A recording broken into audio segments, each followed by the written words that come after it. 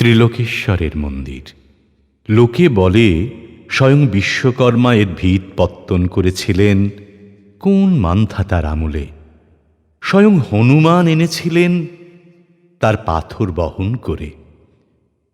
ইতিহাসের পণ্ডিত বলেন এ মন্দির কিরাত জাতের গড়া, এ দেবতা কিরাতের। একদা যখন ক্ষত্রিয় রাজা জয় করলেন দেশ, দেউলের আঙিনা পূজারীদের রক্তে গেল ভেসে। দেবতা রক্ষা পেলেন নতুন নামে, নতুন পূজাবিধির আড়ালে। হাজার বৎসরের প্রাচীন ভক্তিধারার স্রোত গেল ফিরে, কিরাত আজ অস্পৃশ্য। এ মন্দিরে তার প্রবেশ পথ লুপ্ত। কিরাত থাকে সমাজের বাইরে, নদীর পূর্ব পারে তাদের পাড়া। সে ভক্ত আজ তার মন্দির নেই, তার গান আছে। নিপুণ তার হাত, অভ্রান্ত তার দৃষ্টি। সে জানে কি করে পাথরের ওপর পাথর বাঁধে, কি করে পিতলের উপর রূপোর ফুল তোলা যায়। কৃষ্ণশিলায় মূর্তি গড়বার ছন্দটা কি? রাজশাসন তার নয়, অস্ত্র তার নিয়েছে কেড়ে। বেশে বাসে ব্যবহারে সম্মানের চিহ্ন হতে সে বর্জিত, বঞ্চিত সে পুঁথির বিদ্যায়। ত্রিলোকেশ্বর মন্দিরের স্বর্ণচূড়া পশ্চিম দিগন্তে দেখা যায়। চিনতে পারে নিজেদেরই মনের আকল্প, বহু দূরের থেকে প্রণাম করে। কার্তিক পূর্ণিমা, পূজার উৎসব। মঞ্চের উপর বাজছে বাঁশি মৃদঙ্গ করতাল, মাঠ জুড়ে কানাতের পর কানাত, মাঝে মাঝে উঠেছে ধ্বজা। পথের দুই ধারে ব্যাপারীদের পসরা। তামার পাত্র, রূপোর অলঙ্কার, দেবমূর্তির পট, রেশমের কাপড়, ছেলেদের খেলার জন্য কাঠের ডমরু, মাটির পুতুল, পাতার বাঁশি, অর্ঘ্যের উপকরণ, ফল, মালা, ধূপ, বাতি, ঘড়া ঘড়া তীর্থবাড়ি। বাজিকর তারস্বরে প্রলাপ বাক্যে দেখাচ্ছে বাজি। কথক পড়ছে রামায়ণ কথা। উজ্জ্বল বেশে সশস্ত্র প্রহরী ঘুরে বেড়ায় ঘোড়ায় চড়ে। রাজ অমাত্য হাতির উপরে হাওদায়, সম্মুখে বেজে চলেছে শিঙা। কিংখাবে ঢাকা পালকিতে ধনী ঘরের গৃহিণী, আগে পিছে কিঙ্করের দল। সন্ন্যাসীর ভিড় পঞ্চবটের তলায়, নগ্ন জটাধারী ছাই মাখা।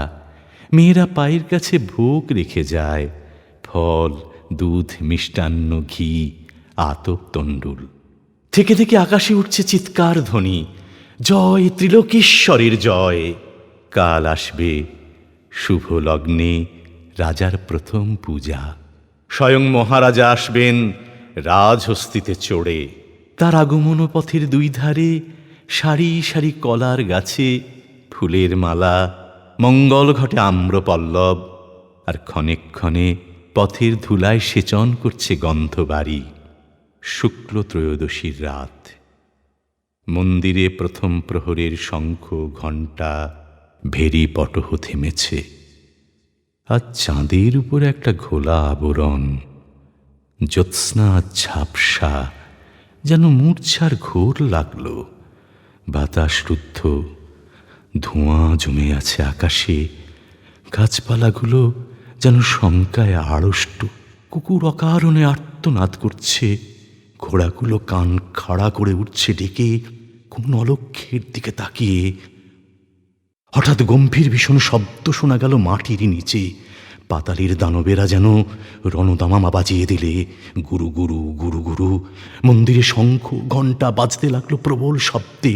হাতি বাঁধা ছিল, তার বন্ধন ছিঁড়ে গর্জন করতে করতে ছুটল চারদিকে, যেন ঘূর্ণিঝড়ের মেঘ। তুফান উঠল মাটিতে, ছুটল উট, মহিষ, গরু, ছাগল, ভেড়া। রুদ্ধশ্বাসে পালে পালে হাজার হাজার দিশেহারা লোক আর্তস্বরে ছুটে বেড়ায়, চোখে তাদের ধাঁধা লাগে, আত্মপরের ভেদ হারিয়ে কে কাকে তাই দোলে। মাটি ফেটে ফেটে ওঠে ধোঁয়া, ওঠে গরম জল, ভীম সরোবরের দিঘি বালির নিচে গেল শুষে। মন্দিরের চূড়ায় বাঁধা বড় ঘণ্টা দুলতে দুলতে বাজতে লাগলো, ঢং ঢং। আচমকা ধ্বনি থামল একটা ভেঙে পড়ার শব্দে। পৃথিবী যখন স্তব্ধ হল, পূর্ণ প্রায় চাঁদ তখন হেলেছে পশ্চিমের দিকে। আকাশে উঠছে জ্বলে ওঠা কানাতগুলোর ধোঁয়ার কুণ্ডলী। জ্যোৎস্নাকে যেন অজগর সাপে জড়িয়েছে। পরদিন আত্মীয়দের বিলাপে দিক বিদিক যখন শোকার্ত, তখন রাজসৈনিক দল মন্দির ঘিরে দাঁড়ালো, পাছে অসুচিতার কারণ ঘটে। রাজমন্ত্রী এলো, দৈবজ্ঞ এলো, স্মার্ত পণ্ডিত এলো। দেখলে বাহিরের প্রাচীর ধূলিসাৎ, দেবতার বেদির উপরের ছাদ পড়েছে ভেঙে। পণ্ডিত বললে, সংস্কার করা চাই আগামী পূর্ণিমার পূর্বেই, নইলে দেবতা পরিহার করবেন তাঁর মূর্তিকে। রাজা বললেন, সংস্কার করো। মন্ত্রী বললেন, ওই কিরাতরা ছাড়া কে করবে পাথরের কাজ? ওদের দৃষ্টিকলুষ থেকে দেবতাকে রক্ষা করব কি উপায়ে? কি হবে মন্দির সংস্কারে যদি মলিন হয় দেবতার অঙ্গমহিমা? কিরাত দলপতি মাধবকে রাজা আনলেন ডেকে। বৃদ্ধ মাধব শুক্ল কেশের উপর নির্মল সাদা চাদর জড়ানো, পরিধানে পীত ধরা, তাম্রবর্ণ দেহ কোটি পর্যন্ত অনাবৃত, দুই চক্ষু সকরুণ নম্রতায় পূর্ণ। সাবধানে রাজার পায়ের কাছে রাখলে এক মুঠো কুন্দ ফুল, প্রণাম করলে স্পর্শ বাঁচিয়ে। রাজা বললে, তোমরা না হলে দেবালয় সংস্কার হয় না। আমাদের পরে দেবতার ওই কৃপা। এই বলে দেবতার উদ্দেশ্যে মাধব প্রণাম জানালে। নৃপতি নৃসিংহ রায় বললেন, চোখ বেঁধে কাজ করা চাই, দেবমূর্তির ওপর দৃষ্টি না পড়ে। পারবে? মাধব বললে, অন্তরে দৃষ্টি দিয়ে কাজ করিয়ে নেবেন অন্তর্যামী। যতক্ষণ কাজ চলবে চোখ খুলব না। বাহিরে কাজ করে কিরাতের দল, মন্দিরের ভিতরে কাজ করে মাধব। তার দুই চক্ষু পাকে পাকে কালো কাপড়ে বাঁধা। দিনরাত সে মন্দিরের বাহিরে যায় না, ধ্যান করে, গান গায়, আর তার আঙুল চলতে থাকে। মন্ত্রী এসে বলে, তরা করো তরা করো, তিথির পর তিথি যায়, কবে লগ্ন হবে উত্তীর্ণ? মাধব জোড় হাতে বলে, যার কাজ তাঁরই নিজের আছে তরা, আমি তো উপলক্ষ। অমাবস্যা পার হয়ে শুক্লপক্ষ এলো আবার। অন্ধ মাধব আঙুলে স্পর্শ দিয়ে পাথরের সঙ্গে কথা কয়। পাথর তার সাড়া দিতে থাকে। কাছে দাঁড়িয়ে থাকে প্রহরী, পাছে মাধব চোখের বাঁধন খোলে। পণ্ডিত এসে বললে, একাদশী রাত্রে প্রথম পূজার শুভক্ষণ, কাজ কি শেষ হবে তার পূর্বে? মাধব প্রণাম করে বললে, আমি কে যে উত্তর দেব? কৃপা যখন হবে সংবাদ পাঠাবো যথাসময়ে।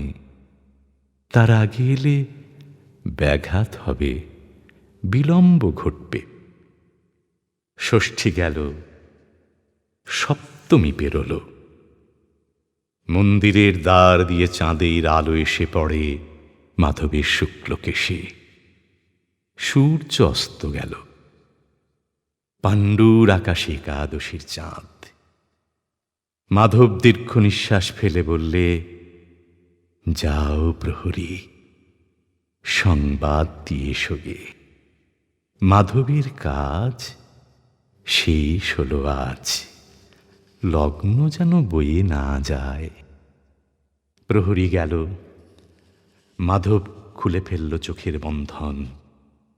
মুক্ত দ্বার দিয়ে পড়েছে একাদশীর চাঁদের পূর্ণ আলো দেবমূর্তির উপরে। মাধব হাঁটু গেড়ে বসল, দুই হাত জোড় করে। এক দৃষ্টি চেয়ে রইল দেবতার মুখে। দুই চোখে বইল জলের ধারা। আজ 1000 বছরের ক্ষুধিত দেখা দেবতার সঙ্গে ভক্তির। রাজা প্রবেশ করলেন মন্দিরে। তখন মাধবের মাথা নত বেদী মূলে। রাজার তলোয়ারে মুহূর্তে ছিন্ন হল সেই মাথা। দেবতার পায়ে এই প্রথম পূজা, এই শেষ প্রণাম।